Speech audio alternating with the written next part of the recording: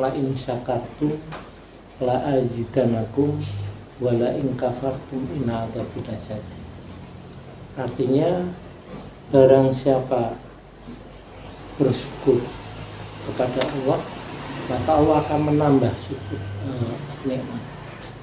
Dan barang siapa mengingkari, tidak bisa menggunakan rasa syukur itu, maka Allah akan mengazab yang berat. Assalamualaikum warahmatullahi wabarakatuh. Pada kesempatan hari ini kita akan bersama-sama mendengarkan kultum dari Dr. Andes Ismunajab tentang pentingnya waktu. Bagi yang belum subscribe, silakan klik subscribe dan nyalakan tombol loncengnya. Mari bersama-sama kita menyimak. Ya, Bapak Ibu yang saya hormati, mobil khusus Ibu Diah selaku Kepala Sekolah SMA Muhammadiyah 5 Badak, dan Bapak Ibu guru yang lain yang saya banggakan dan saya cintakan. Marilah kita senantiasa tidak henti-hentinya mengucapkan puja dan puji syukur kehadirat Allah Subhanahu wa Ta'ala karena limpahan rahmat dan taufik serta hidayahnya, sehingga kita dapat dipertemukan dalam acara rapat pada hari ini. Yang kedua kalinya, tak lupa salam kita aturkan kepada Nabiullah Muhammad SAW yang senantiasa kita tunggu-tunggu syafaatnya besok pada yang akhir. Selanjutnya saya akan menyampaikan sedikit tentang manfaat, yaitu surat Al-Asr yang berbunyi wal asr, demi waktu.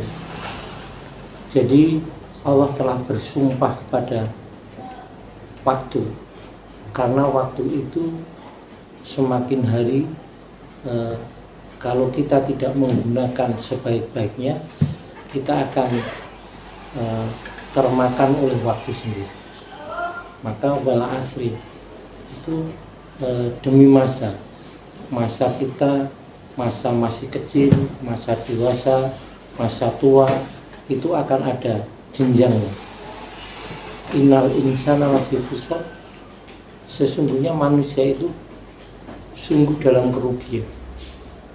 Artinya kalau tidak bisa menggunakan waktu sebaik-baiknya, mungkin kita hari ini hari bahagia kita, tapi kalau tidak kita gunakan untuk bersyukur. Jadi Allah telah berfirman la in syakartum la azidanakum wa la in kafartum inna adzabi lasyadid. Artinya barang siapa bersyukur kepada Allah, maka Allah akan menambah syukur nikmat. Dan barang siapa mengingkari, tidak bisa menggunakan rasa syukur itu, maka Allah akan mengazab yang berat. Jadi laqad khalaqnal insana fi ahsani taqwim, sungguh manusia itu diciptakan sebaik-baik ciptaan. Jadi kalau kita sudah diciptakan sebaik-baik ciptaan, tentunya jangan sampai kedudukan kita itu dikembalikan, karena summa razaqnahu asfala safilin, bahwa Allah akan mengembalikan ciptaan yang sebaik-baiknya itu, kalau tidak bisa menggunakan, itu akan dikembalikan kepada sejelek-jeleknya ciptaan. Illal ladzina amanu, kecuali orang yang beriman, wa amilus sholihati, dan mau beramal soleh. Maka marilah kita dalam kesempatan kapanpun ada kesempatan kita ya, memberikan terutama sebagian harta kita di jalan Allah, kemudian juga melaksanakan perintah Allah, melaksanakan sholat, melaksanakan zakat, melaksanakan puasa dan lain sebagainya, agar kita nanti bisa masuk ke dalam golongan orang-orang yang bertakwa. Lalu yang perlu kita perhatikan, kita itu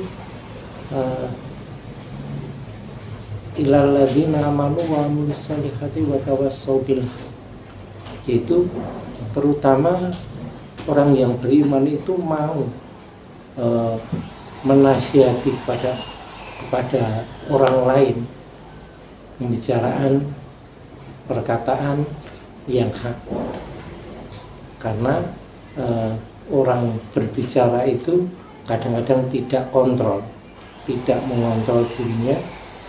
Maka kalau kita habis berbicara, seharusnya kita beristighfar, mohon ampun kepada Allah, karena pembicaraan kita kadang-kadang